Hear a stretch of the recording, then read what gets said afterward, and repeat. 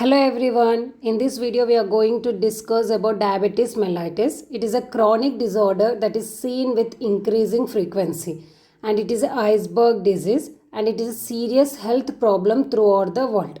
So let's get started. What the definition of diabetes? It is a group of metabolic disorder which is characterized by the elevated levels of glucose in the blood which results from the defects in insulin secretion, insulin action or both. So when we will consume the food for the energy purpose, so in that we will get the glucose and that glucose is digested by the insulin. But when there is a problem in insulin secretion or action or both of it, that what will happen, whatever the glucose we are consuming from the food, that will remains in the blood and it won't be utilized by the cells of our body or organs. So because of that there is a increase the level of glucose in the blood. So that condition is called diabetes. Before going into disease condition in detail, let's have some anatomy and physiology of pancreas. Okay, so anatomy of the pancreas is it is a retroperitoneal gland and it is about 12 to 15 centimeter long and 2.5 centimeter thick. Lies posterior to the greater curvature of stomach and it consists of head, body and a tail. And physiology, it is the both endocrine and exocrine function and insulin is secreted from the pancreatic beta cells into the portal circulation with a brisk increase in response to rise in blood glucose. So it is a brief introduction about the anatomy and physiology of pancreas. Now we will see the classification of diabetes. There are so many different types of diabetes are there, but mainly we will consider four main types of diabetes. So first one is the type 1 diabetes, that is insulin diabetes. Okay, it is mostly 5 to 10% of cases we will see type 1 diabetes and it is the insulin diabetes. It is caused by the destruction of the beta cells of the pancreas. Because of the destruction of beta cells, the pancreas is not able to produce the insulin or it will produce little insulin which is not sufficient to our body. And the second one is type 2 diabetes and mostly 90 to 95% cases we will see the type 2 diabetes and it is the most in this that is a non-insulin dependent diabetes. And the third one is the secondary diabetes. It is when diabetes is caused as a result of another conditions which is termed as secondary diabetes. If the patient is having the another issues which will cause the diabetes, that is called the secondary diabetes. Any medical conditions, any like a trauma or cancer of the pancreas, okay, like that. Then and the last one is the gestational diabetes. It is the degree of glucose intolerance with its onset during pregnancy. Okay, this is the condition where it occurs during pregnancy, that is called the gestational diabetes. Now we will see the etiological factors for type 1 diabetes. Okay, the conditions like autoimmune disorder, in the disorder in which we will see the self destruction of a cells will be seen by its own immune system. So that condition is called autoimmune disorder. In that condition we can see the type 1 diabetes, virus, any virus which are affecting to the pancreatic duct. Okay, that leads to insufficient production of the insulin. So diet, abnormal diet, unhealthy diet, calories, excessive calorie of intake, that also leads to type 1 diabetes. And stress, if you are taking too much of stress, that also leads to type 1 diabetes. And for type 2 diabetes, the etiology factors are like obesity. If you have the overweight, okay, that leads to type 2. Then genetic defects, okay, by birth itself, if you have any genetic disorders which are related to pancreatic duct, that also leads to type 2 diabetes. And pancreatic diseases, okay, it can be anything. Then drug induced, okay, like if you are having any excessive dose of drugs which are affected the pancreas or production of the secretions, that leads to type 2 diabetes. Now we are going to see the risk factors. Risk factors means the conditions where the patient may or may not develop the diabetes. So the first one is obesity. Okay, obesity, there is a certain weight where the patient can't develop the diabetes, but if it is go on increase, there may be chance, because there is no that such condition which can develop the patient develops the diabetes. So obesity, family history, means if the father, if the parents and grandparents are having diabetes, that is not a compulsory that the generation of their daughters or grandsons will get the diabetes. If their lifestyle modifications, means if they will have a change in their lifestyle modifications, they won't be develop the diabetes, but there is a risk factor, there is a chance is there, those who are having the history of diabetes. Stress, age above 40 years, because after 40 years the patient becomes lethargy and he won't be much active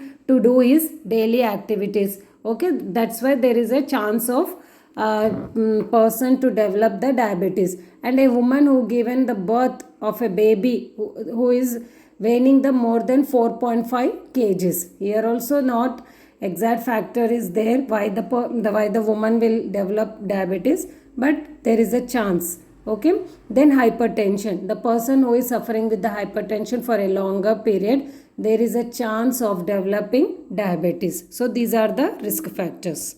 Now we will see the pathophysiology. Okay, pathophysiology, due to the etiological factors, it may be anything like autoimmune disorders or food, diet, stress. Okay, now here I am taking the one of the example, like if the patient is suffering with autoimmune disorder, what will happen? So there will be the autoimmune response, means what? Destructing of cells by itself. Okay, the immune system will destroy its cells by own. Okay, so due to this etiological factors, what will happen? It will affect the beta cells. Okay, there you will produce there you will find the antigens. Okay, because of the self destruction. So because of that, what will happen?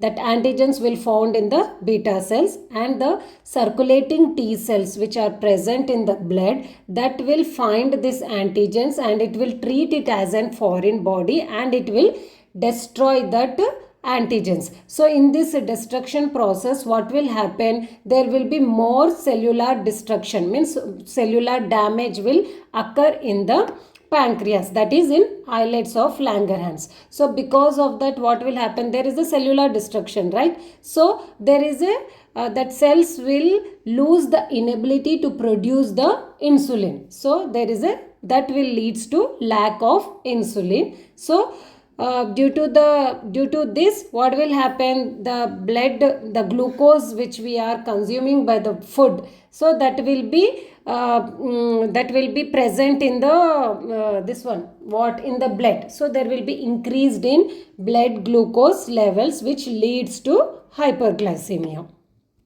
Now we will see the clinical manifestation.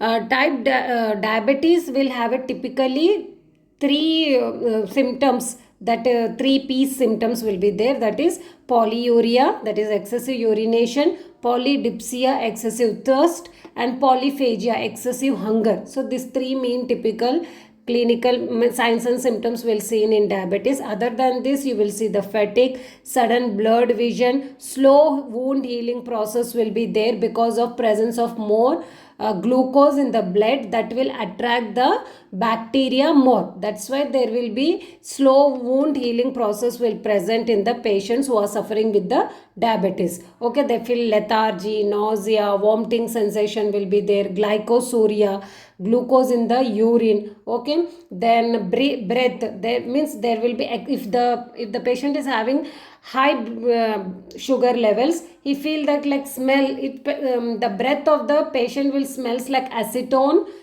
smell. Okay, then respiratory like smalls, breathing, hyperventilation, this will be seen in the, if the patient is having very high glucose level. Okay, other than this, these are the common symptoms we will find in the diabetes, patient with diabetes. So now we will see the diagnostic evaluation. So what are the diagnostic tests we will do for diabetes? First is urine analysis, because we have seen one of the symptom, that is glycosuria, so glucose in the urine. So that's, for that we will do the urine analysis test, and sugar test, that is RBS, like random blood sugar test we will see.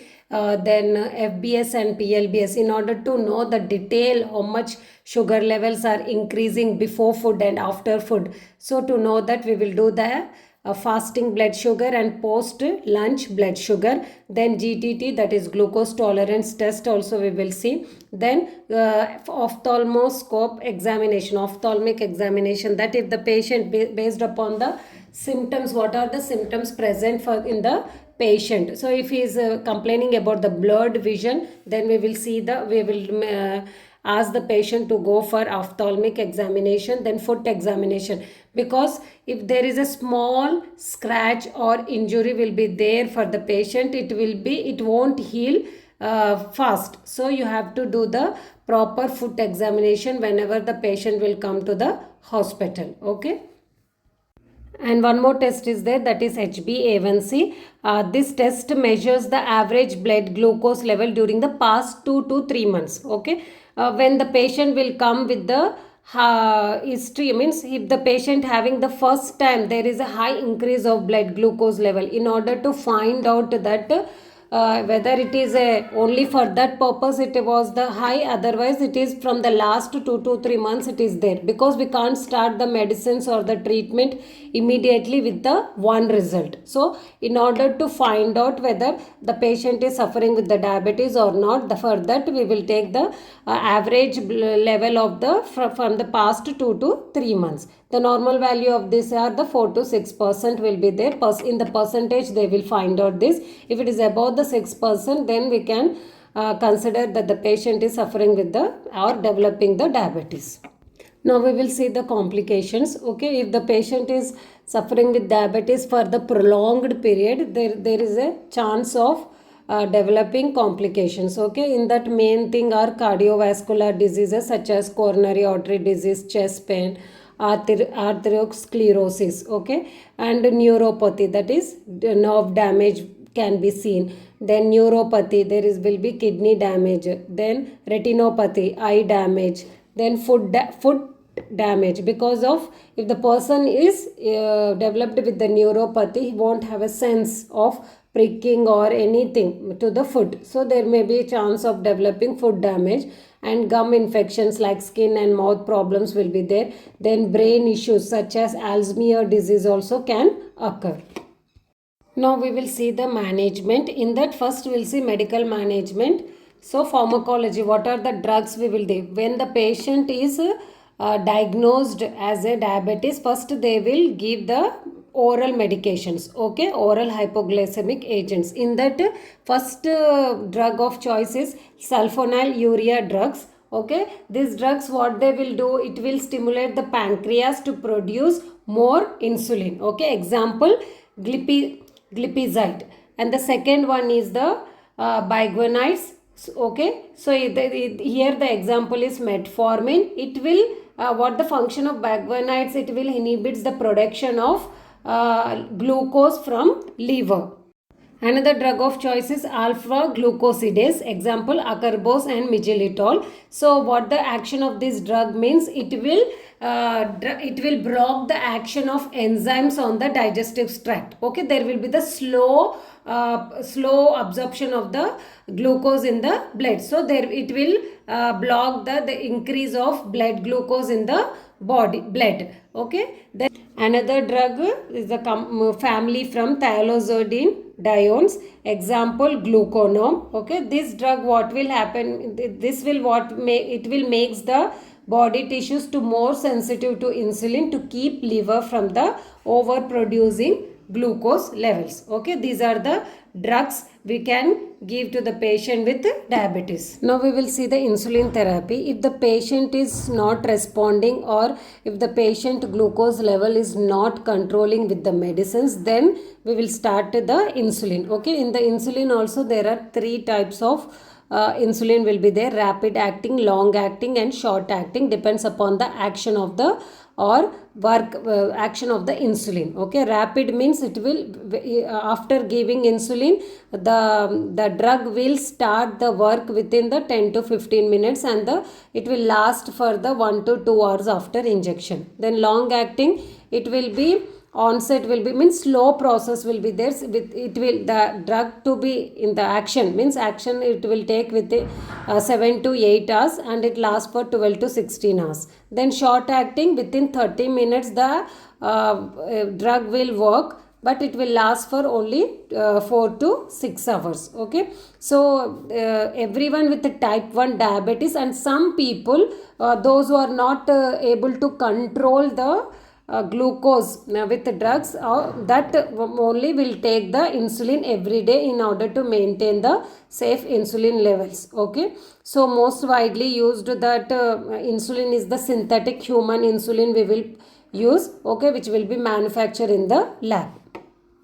See, now we will see the diet management. Okay, diet plays an important role in controlling diabetes because it will be totally depends upon the how much of glucose we are consuming. Okay, so mainly you have to control the diet. See, according to the doctors, or they will give the terms like you have to consume daily 50 to 60 grams of carbohydrate, 10 to 20 grams of proteins and 30 grams of fats. So in the we will now today we will discuss in the simple language, okay, because nurses plays an important role in educating the patients to about the nutrition management, because mainly you have to focus on this thing in order to control the diabetes. So simple things you have to say that the patient has to avoid the sugar content foods. Okay, so whichever it is which is in sweetened, okay, sweet we can know that whichever the sweet things will be there, that has to be avoid everything. And fiber rich content they have to take like a cabbage, okay, example fruits like guava, and whole fruit you have to take without removing the peel of the fruit, okay, like that things you have to consume more thing. And there are so many home remedies are there which will control the blood glucose in our body, but there is scientifically not proven, but you can that like elders are tell that like if you are consuming more bitter gourd, okay, more bitter gourd, and like a tender mango leaves if you'll consume in the empty stomach, that all will decrease the glucose levels in our body. But don't be, see, bitter gourd means it is in bitter in taste, obviously there is a no glucose in that, so rational if you will consume more bitter gourd, there is a no chance of, because there is no carbohydrates in that, so there is a no chance of increase in glucose in our blood. So like that you have to take care of carbohydrates rich in rice. Okay, so the patient has to be take only one meal, okay, one meal, and another meal he can take like pulkas, chapatis. Okay, so like this you can educate the patient what all the food he has to take. It is better to have a one diet chart with to what to take or what to not take in the if the patient is in the first 2 years of life after diagnosing the diabetes, because it is very hard to control or to modify the lifestyle. Okay, it will take time. So before, in the previous initial stages, it is better to meet the dietitian. Next is exercise. So you have to ask the patient to do little exercise whichever they are capable to do. Okay, so simple exercise you can tell them to do a brisk walking about 15 to 30 minutes, then stretching exercise, okay, then yoga, breathing exercise, some strengthening also they can do if they are able to do this. So in this what will happen means there will be the circulation of the blood will be there. Okay, so it will also helps indirectly in maintain the glucose levels in the body. Now we came to the main important part, that is our part, our role in taking care of the patient. So first nursing management. Okay, in the nursing management main that first is the assessment. So it includes the complete physical examination starting from head to foot examination like eye, mouth, skin till foot. Okay, then general assessment you have to do like including like obesity, how much the weight is there, obesity, moderately built or not, if there is any anxiety is present in the patient, okay, because he is land up with the diabetes and the patient has to live long till the end of his life along with the diabetes. So there will be the anxiety levels will be there, stress will be there, that you have to assess it. Then any other factors which are affecting the patient, that all you have to do in the general assessment. So after doing assessment only we will do the the second thing is the nursing diagnosis based on the assessments. So these are the probability nursing diagnosis we can do on the patient with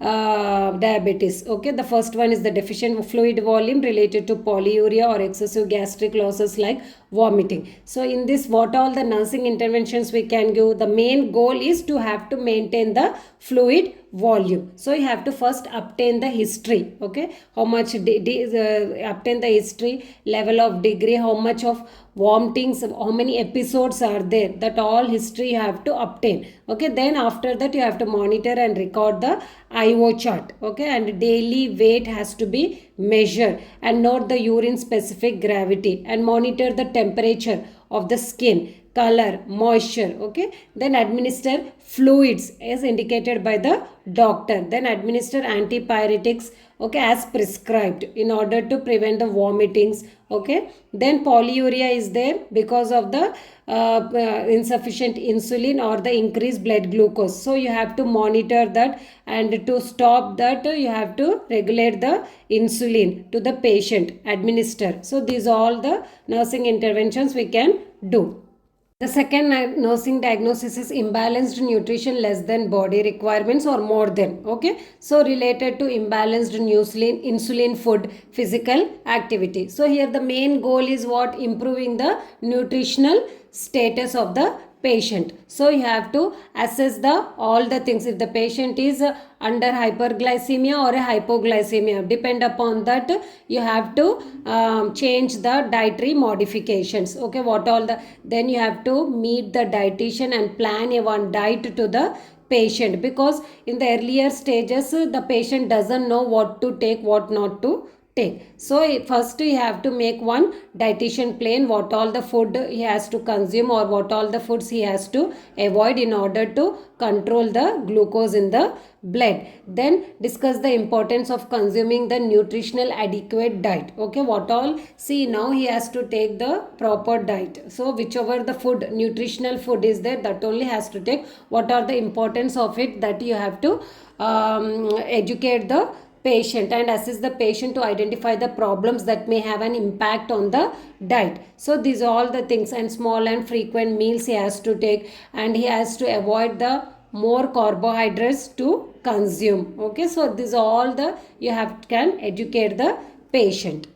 So the next is the self-care deficit related to diet modification secondary to complications, okay. Self-care deficit in the initial stages, when the patient is diagnosed with the diabetes, he is not able to take care of itself, because there will be so much life changes, life will be there. So you have to teach and educate the patient what all he has to do, what all the diet modifications can do. So you can make a one health education on the diet and self care, like food care, okay. Food care, what all food care, so mainly food care, what will be there, he has to wash the food daily with the soap and water and wear clothes tight to shoes that fit well, okay. Then inspect the feet daily and cut the nails, and the nails every time he has to keep the short, that nails, okay. So like this you can educate the patient about the food care. And what all, insulin, okay. If the patient has to be on the insulin, so how he can take the insulin, because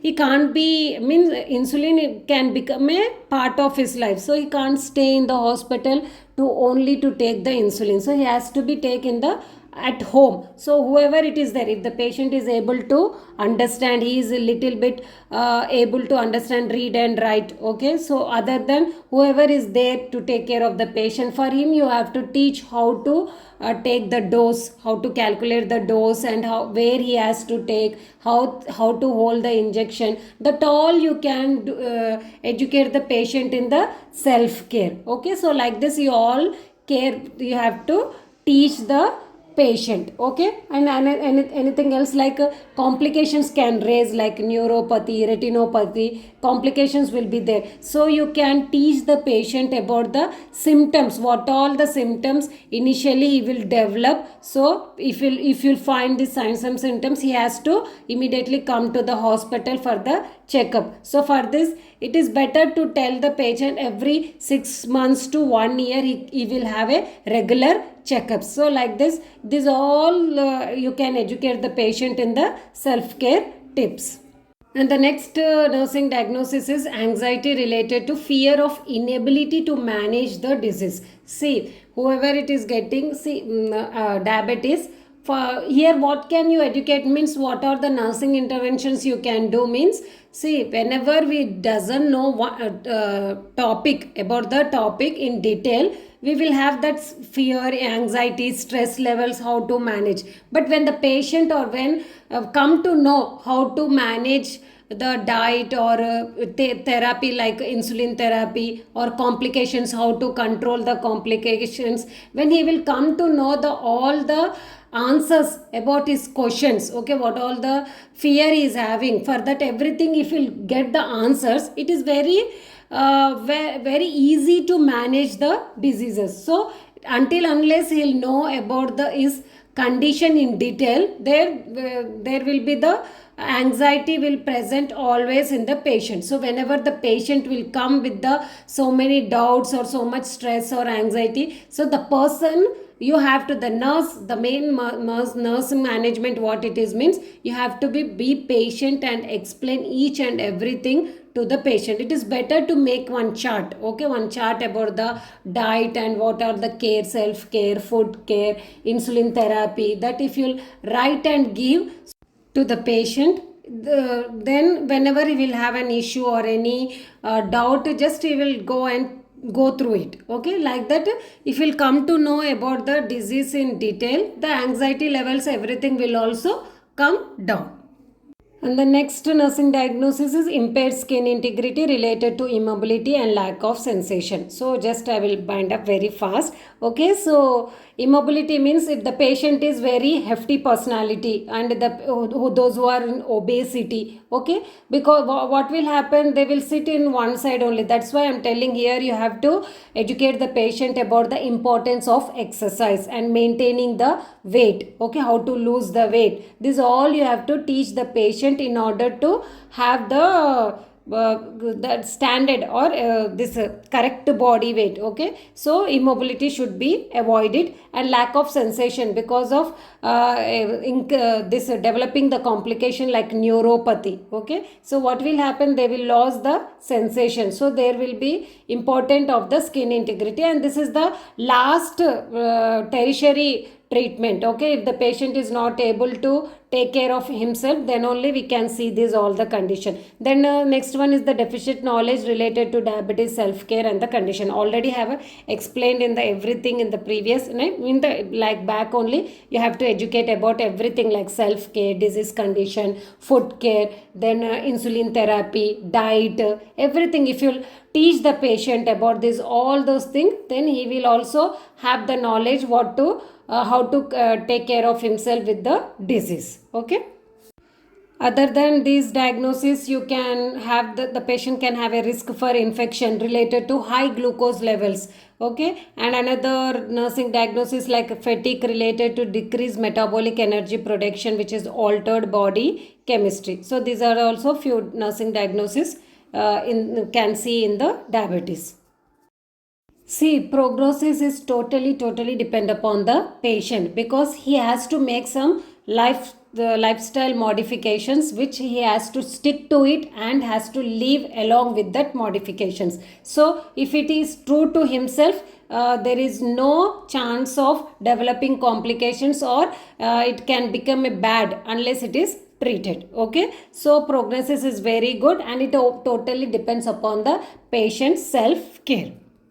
Now we will see the preventive measures. So in the preventive measures, there will be 3 steps like primary, secondary and tertiary prevention levels. Okay, in the primary levels, what you can do in order to diagnose or to get the diabetes, first is the diet. You have to take the proper diet, like nutritional diet you have to take, avoid the like junk foods, everything. If you are taking also, it has to be taken the minimal. Okay, then you have to maintain your weight, moderate weight according to your height and age. Okay, then exercise, there should be a little moderate exercise should be inculcated in your day-to-day life, like for example with like exercise 15 to 20 minutes brisk walking. So if you'll do these things include in your lifestyle, then there is a less chance of getting diabetes. Secondary management, what if you are not able to maintain this all, prevent whatever discussed in the primary levels, then only you can develop with the diabetes. If you once you develop the diabetes, so what all you can do, that you have to you have to change the lifestyle modification. Here also you have to change the lifestyle modifications that you have to maintain till the end of your life, then preventing complications, preventing developing of complications, that comes in the secondary. Then tertiary level, already you have developed with the diabetes and you develop the complications, everything, then only you will come into the tertiary level. So here what you can do, you have to maintain that or you have to follow the management in order to prevent the further deterioration of the disease condition. So these are the preventive levels of the diabetes. But it is better than, prevention is better than cure. So in order to developing diabetes and to suffer with that, it is always preventive measures are better than getting treated. With this we come to the end of the topic. Okay, as usual I'll say, if you have any doubts, any query about the video, just comment me. I will clarify your doubts. Until then, take care, bye, and please don't forget to like, share and subscribe my channel. Thank you.